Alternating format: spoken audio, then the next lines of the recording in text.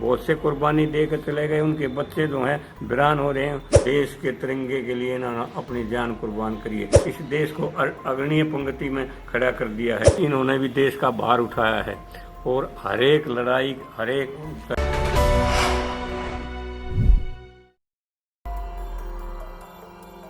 राम राम और सभी अर्धसैनिक बलों के राम राम।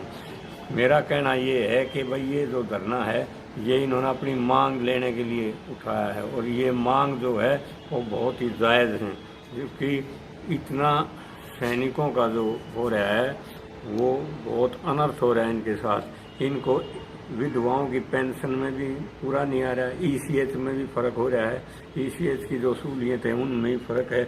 हर चीज़ में जहाँ भी हम उठा करके देखते हैं वहीं जो है सैनिक और जेसी और अफसर का इतना फ़र्क है जिसकी कोई हद नहीं।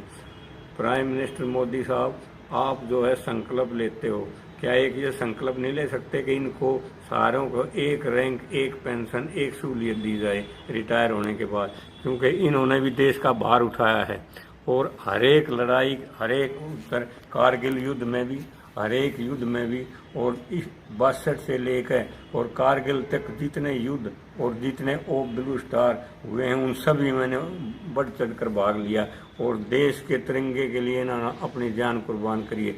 और जान कुर्बान करने के बाद भी इनको वह सहूलियत नहीं मिली। विधवाओं को पेंशन में कितना फ़र्क है, वो विधवाएं बेचारी उस पेंशन से तो गुजारा नहीं कर सकती इस महंगाई में जो आप दे रहे हो।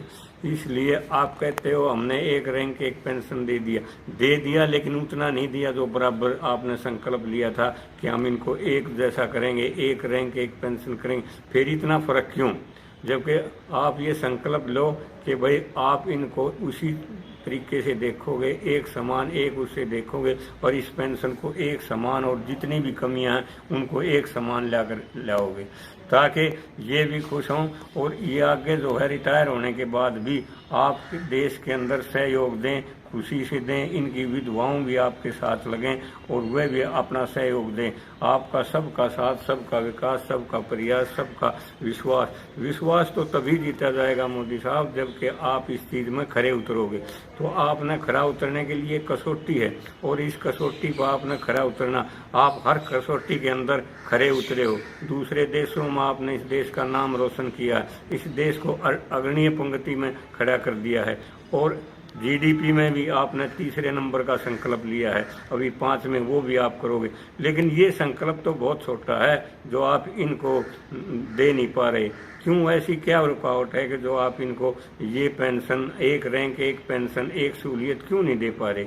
इसमें रुकावट क्या है? आपके पास ये चीज़ तो पहुंच गई होंगी और रोज़ाना जाती होंगी खबर भी, आप इससे अनभिज्ञ नहीं हो और आप सारी मांगें जो है इन्होंने रखी हैं वो जायज़ हैं और वो आपके पास सारी पहुंच चुकी।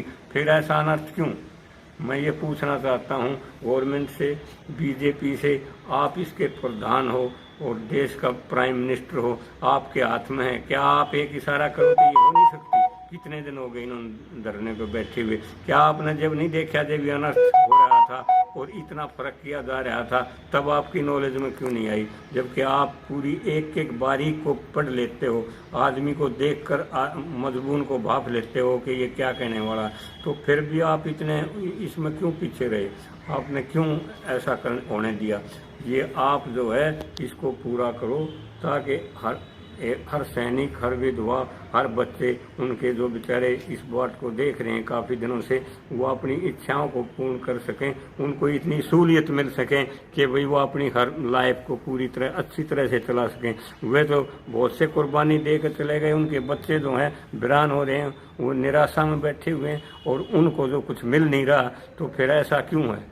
तो इसको जल्दी से जल्दी पूरा करिए और आप जो है जितना शीघ्र हो अति शीघ्र इसको काम को करिए और आपका संकल्प हम भी मान जाएंगे कि भाई ठीक है, संकल्प वाले पीएम हैं और ऐसा पीएम आज तक कोई नहीं आया। दूसरी पार्टियां हमें देखी हैं, कोई तो मीठी झूठ बोल करके वोट ले जाता है और उसमें दम नहीं होता। कोई कुछ कर देता है, कोई डिक्टेटरशिप पर जबरदस्ती वोट ले रहा है, जनता को डरा कर। ये सारी गवर्नमेंट हमने देखी हुई है 76 साल में। जो गवर्नमेंट आपकी आई ऐसी गवर्नमेंट कोई नहीं आई अभी तक, ठीक है? जो आपके अंडर गवर्नमेंट चली है ऐसी गवर्नमेंट अभी तक हमने नहीं देखी। सब देख लिया हमने और सभी का राज भी देख लिया और फिर आप